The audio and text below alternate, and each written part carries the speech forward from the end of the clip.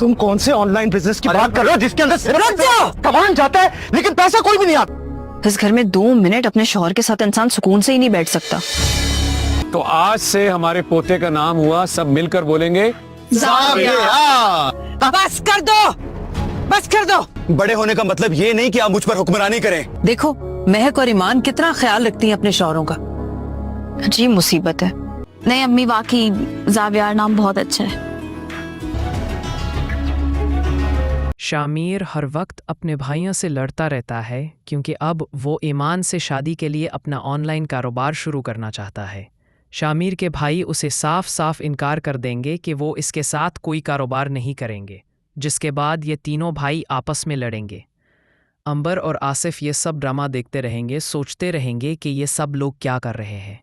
वहाँ फबीहा का एक ही इसरार है कि वो इस घर में नहीं रहना चाहती, उसे इस घर से निकाल दिया जाए।